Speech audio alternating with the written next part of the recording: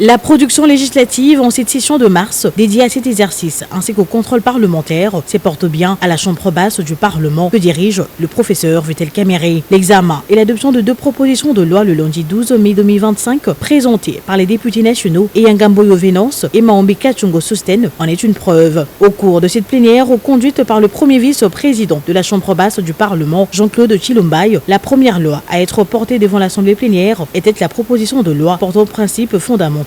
relatifs à la pêche et l'aquaculture en RDC du député national Maombi Kachungo Sosten. Avec cette proposition de loi, l'auteur entend mettre à la disposition de la République un texte de loi qui cadre avec la situation actuelle, étant donné que la loi en vigueur date du décret du 21 avril 1937. 88 ans plus tard, une réforme de cette loi ainsi que la proposition d'une loi en ce qui concerne l'aquaculture s'impose afin de garantir à la population une sécurité et une stabilité alimentaire ainsi que nutritionnelle indispensables à leur survie.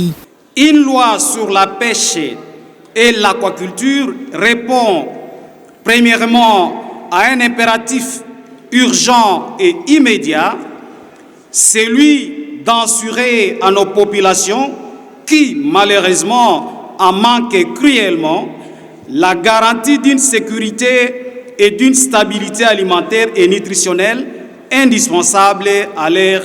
survie. La deuxième proposition de loi à être portée à l'intention de la représentation nationale, la proposition de loi modifiant et complétant la loi numéro 15/025 du 31 décembre 2015 relative au bois à loyer non professionnel des élus nationaux et Eyangamboyo Venance. Face à la mutation sociale, économique et juridique que connaît la République démocratique du Congo à l'heure actuelle, l'auteur a estimé que 10 ans après, cette loi doit subir également une évolution dans l'optique d'assurer une protection légale aux différentes parties prenantes. Avec 20 articles modifiés sur le 49 existant, un nouveau chapitre créé et 5 articles ajoutés, le porteur de la dite proposition de loi prône entre autres la fixation et le paiement du loyer en francs congolais ainsi que l'obligation de signer un contrat de bail devant le service de l'habitat. L'urbanisation sauvage et accélérée, les loyers exorbitants, la prolifération d'acteurs non régulés, la dollarisation systémique du marché locatif alors que le pouvoir d'achat des Congolais est mis à rythme par la volatilité monétaire, les expulsions sommaires des locataires, les pratiques informelles et les litiges récurrents, les cautions excessives, les hausses incontrôlées des loyers, l'absence de contrats formels témoignent aujourd'hui que le cadre légal actuel ne protège plus adéquatement les droits fondamentaux des parties.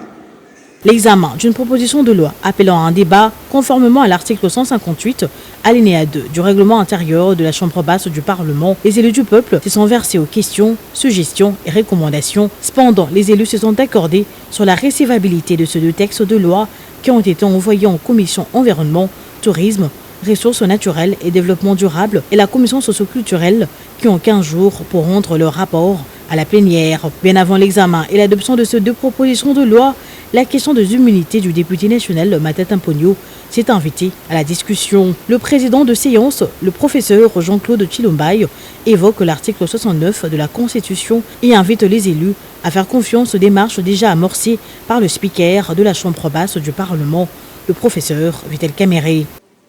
L'immunité dont sont couverts les parlementaires ne s'élève jamais. Elle est inscrite à l'alinéa 1er de l'article 107 de notre Constitution. Elle est absolue, elle est inconditionnée, elle est définitive et d'ordre public. Et la dernière fois, moi j'ai entendu l'honorable président ici, il vous a dit, parce que nous lui faisons confiance et que nous l'avons élu pour ça, pour nous représenter, qu'il prenait à bras le corps le problème et qu'il devrait s'entretenir avec le président de la Cour constitutionnelle et que aussi il avait souligné qu'il allait s'adresser au magistrat suprême, le chef de l'État, et qu'il reviendrait vers nous. Je vous prie de bien accepter que la confiance que nous avons placée en notre président pour qu'il suive ce problème soit renouvelée et surtout pour le respect que nous lui devons comme notre représentant, que l'on ne se permette pas d'engager ce débat en son absence, alors qu'il ne nous a pas encore fait le compte-rendu sur les démarches qu'il est censé entreprendre. Plus d'une cinquantaine de motions d'information ont été abordées par les élus lors de cette séance plénière